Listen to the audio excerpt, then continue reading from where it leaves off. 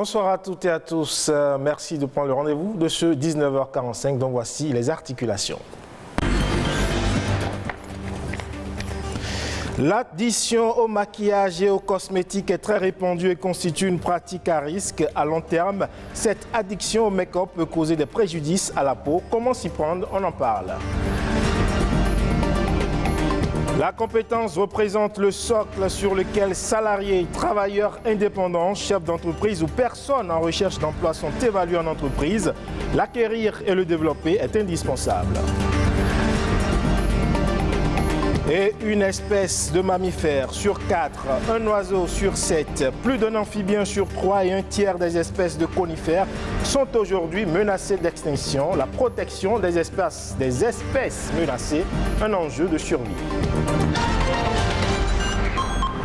Merci à vous de nous rejoindre. Tendance ayant marqué une avancée spectaculaire dans l'entretien corporel, eh bien le make-up est l'ensemble des artifices utilisés pour rendre le visage plus agréable. Mais derrière cette apparence parfois innocente, eh bien cette forme de maquillage du visage peut avoir des conséquences néfastes sur la peau à long terme, notamment avec l'usage non conforme des produits cosmétiques. Suivons ce reportage pour plus d'explications. Un visage radieux, au contour relevé. Le secret, le maquillage. Voici qui donne le sourire et qui rehausse l'estime de soi. Dans la pratique, on parle de make-up. Quand vous faites le make-up, ça cache toutes les imperfections. Le make-up, c'est un maquillage. Ce sont des techniques cosmétiques qui sont utilisées pour améliorer, donner une performance dans la beauté, corriger donc certaines tares et améliorer donc la beauté en gros. Simple ou surchargé, faire du make-up renvoie à l'emploi d'une multitude de produits cosmétiques. Vous avez besoin d'une bonne base pour que le maquillage ne coule pas. Vous avez besoin du fond de teint, d'une poudre, des fards à paupières. Les férus du make-up, on en dénombre assez pour multiples raisons. Pour moi, faire du make-up me permet d'abord de montrer autre aspect de moi et d'être plus jolie afin de pouvoir prendre des selfies. Je me sens belle quand je suis maquillée, j'ai plus confiance en moi. Mais il y a également des sceptiques. C'est pas mon fort, je n'aime pas le make-up. Quand je fais le make-up, j'ai souvent des taches au visage. En tout cas, je tombe malade. L'appropriation du make-up diffère ainsi d'une femme à une autre. Quant aux réactions cutanées signalées, elles sont liées aux produits utilisés. Le risque du maquillage est lié en général à deux choses en particulier.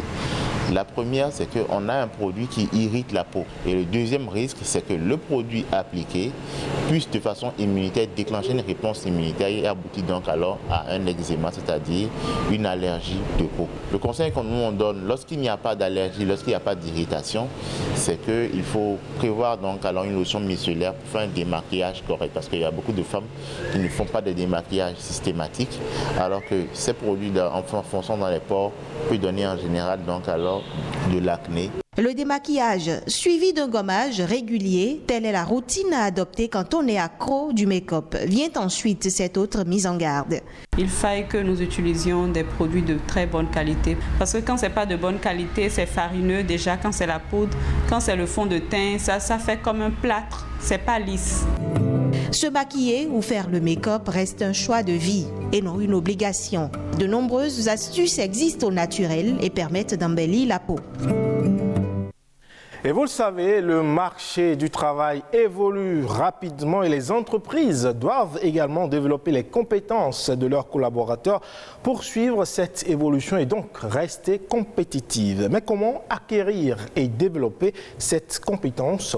Voici ici la réponse de Habib Dakbougan.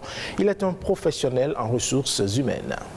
La compétence, c'est l'ensemble des savoir-faire et savoir-être mobilisables en situation de travail. Le savoir, c'est ce que j'ai appris Comment je conceptualise mon activité, c'est ça le savoir. Et ça, je l'ai appris à l'université ou dans une formation professionnelle. Le savoir-faire, c'est le socle de la compétence. Comment je le mobilise? Comment je fais la chose? Comment est-ce que j'arrive à travailler, à me débarrasser d'une tâche qu'on m'a confiée? C'est ça le savoir-faire. Et le savoir-être, c'est les attitudes et les comportements que j'ai vis-à-vis du travail ou dans mon environnement de travail. Acquérir la compétence, c'est par l'expérience et c'est par la répétition constante de ce que nous faisons. C'est par regarder à côté comment les choses se font et c'est, disons, en quelque sorte, c'est par la formation de base. Comment la développer? C'est par la formation continue, c'est par l'employabilité. L'employabilité, c'est l'aptitude à se mettre au pas et à mettre ses compétences à jour à tout moment pour que lorsque on dit vulgairement on me réveille la nuit à 3 heures du matin pour faire mon travail, je puisse le faire sans hésiter. Les amalgames, c'est de ne pas penser que la compétence c'est l'expérience. La compétence n'est pas l'expérience, la compétence n'est pas la performance, la compétence n'est pas le talent, la compétence n'est pas le potentiel, la compétence n'est pas la qualité, n'est pas la qualification. C'est des notions qui entrent dans le champ lexical de la compétence mais qui ne sont pas la compétence et dont la confusion avec la compétence peut nuire à l'entreprise. On parle environnement à présent. Selon l'Union internationale pour la conservation de la nature, les espèces menacées d'extinction dans le monde animal ou végétal seraient au nombre de 500 000. La faune et la flore, tous deux indispensables à l'équilibre de la nature et au bien-être. Une incroyable biodiversité essentielle également à la vie sur Terre. Malheureusement, des études ont démontré que plus d'une espèce sur 3 serait aujourd'hui menacée de disparition. Amandine Anyambossou nous en parle à travers cet élément. Plus de 32 000 espèces animales et végétales sont menacées d'extinction selon une liste rouge établie par l'Union internationale pour la nature. Les populations de mammifères, d'oiseaux, de poissons, d'amphibiens et de reptiles ont connu un déclin catastrophique depuis 1970. Les oiseaux sont menacés, 13% de leur population est menacée de disparition. Au niveau des mammifères terrestres, il y a 25% de tous les mammifères terrestres du monde qui sont menacés de disparition. Et au niveau des amphibiens, c'est-à-dire quand on prend les grenouilles et les anours, tout ce qui va avec, il y a plus de 33% de ces espèces qui sont menacées de disparition. L'Afrique se positionne sur la deuxième marche des continents dont la faune est la plus menacée, juste derrière l'Europe. Des espèces qui faisaient autrefois sa fierté ont totalement disparu. Nous avons déjà perdu, par exemple, 2 espèces de singes, le chimpanzé, le magabé couronné. Nous avons également perdu, dans les écosystèmes savanicoles, nous avons perdu l'autruche. Nous avons perdu également la girafe. Les animaux emblématiques tels que le lion, le chat sauvage, le lycaon pictus, sont des espèces qui ont perdu énormément dans leur distribution géographique antérieure. Au premier rang des menaces qui pèsent sur l'écosystème à l'échelle mondiale, les activités humaines. Nous voulons satisfaire nos propres besoins, que ce soit nos vêtements, des gens qui tuent les serpents pour faire des habits ou des chaussures, des gens qui tuent les pangolins pour des utilisations médico-magiques. On voit par exemple au niveau de la Covid que plus nous allons dégrader les habitats animaux et plus nous allons nous rapprocher de ces animaux, nous allons être en contact de ces pathologies que regorgent ces animaux. Il y a également, il faut le reconnaître, les catastrophes naturelles qui détruisent également localement ou globalement des écosystèmes animaux. L'avenir de la planète et de l'humanité dépend de la biodiversité. Il est encore possible d'agir pour inverser la tendance. La protection des espèces menacées doit devenir un peu, disons, un engagement pour chaque citoyen pour dénoncer les auteurs qui font le commerce illicite de la faune sauvage. C'est déjà de prendre conscience de leur importance au niveau de nos écosystèmes. Il faut que chacun, à son niveau, commence déjà par se sensibiliser et sensibiliser sa propre famille.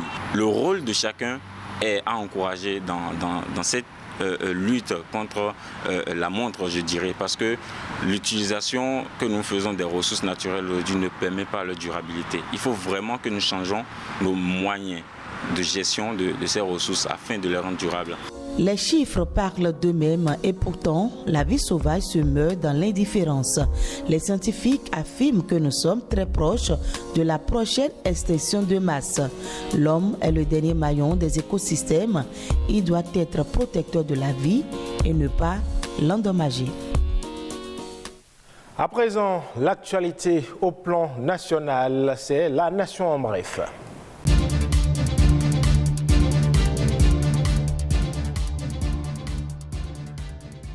Le ministre de l'Agriculture, de l'Élevage et de la Pêche a réceptionné ce dimanche plus de 103 000 doses de vaccins contre la rage. À travers la réception de cette quantité de vaccins, Gaston Dossoui entend faire une campagne de masse de vaccination des chiens, des chats et des singes. Ces vaccins réceptionnés vont permettre de couvrir suffisamment toutes les régions du pays pendant au moins 3 ans. L'opération s'inscrit dans le cadre de la campagne Zéro cas de rage sur le territoire béninois d'ici 2030. En attendant le démarrage effectif de la campagne, le ministre de l'Agriculture en charge de l'élevage a invité les acteurs de la chaîne de vaccination à se tenir prêts. Le projet de délocalisation du port de pêche artisanal de Cotonou en débat à Cotonou. Cette thématique réunit les principaux acteurs du secteur comme probable résolution, la décomposition du port de pêche en zone de service nautique, lesquelles comprendront des infrastructures modernes pour le service de remorquage et de pilotage du port, une zone dédiée à la marine nationale. Il y aura également une zone dédiée au développement des activités liées à la pêche artisanale et semi-industrielle. À en croire les acteurs, le nouveau port de pêche artisanal sera tout proche du port actuel et situé à l'entrée du lac Nokwe. Il couvrira une superficie de 20 hectares contre 3 hectares pour l'actuel port. Le projet de construction du futur port de pêche artisanal de Cotonou démarre en 2023 pour s'achever fin 2024. Il est désormais interdit de porter des tenues dépravées à l'université d'Abomey-Calavi. C'est dans un communiqué en date du 21 octobre 2022 que l'autorité rectorale indique qu'il est formellement interdit de porter des jupes taille et pantalons taille basse, des débardeurs, des jupes mini ou à fente exagérée au-dessus du genou et des tenues décolletées.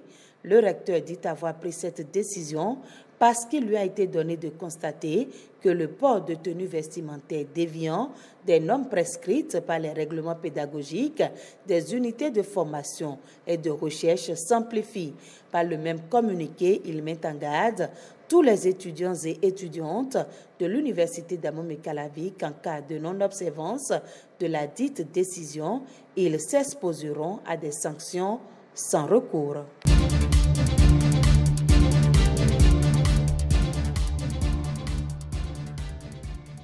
Hors de nos frontières, plusieurs attaques de groupes armés ont eu lieu au Niger depuis samedi dans la région de Tillabéri, qui est régulièrement soumise à la violence terroriste. Pourtant, cela fait plusieurs mois qu'une relative accalmie avait été ressentie dans l'ouest du Niger, une déconvenue 3 semaines seulement après la rentrée des classes et après que plusieurs programmes de retour des déplacés chez eux aient été activés. Correspondance de nos confrères de France 24.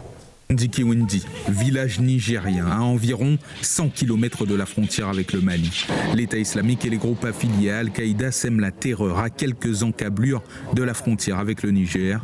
Karim Hassan est originaire de la localité de Tingara. Il a fui la violence terroriste il y a 3 ans. Aujourd'hui, il représente la communauté des déplacés de Tondikiwendi.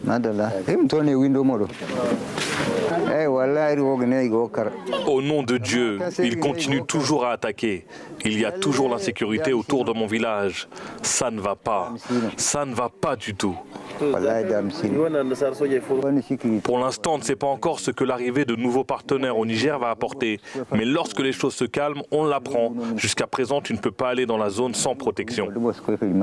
C'est maintenant qu'il faut cultiver pour éviter une nouvelle année de crise alimentaire. Le gouvernement a affiché sa volonté de réinstaller plusieurs communautés de déplacés dans leur localité d'origine dans ce but précis. Mais pour une large partie de ces Nigériens qui ont fui les massacres, l'appel paix dans leur département n'est pas encore acquise. On nous propose de rentrer chez nous, mais aujourd'hui, nous ne sommes pas suffisamment rassurés. À Tondikiwindi, les autorités locales sont les premières à accueillir les flux de déplacés internes.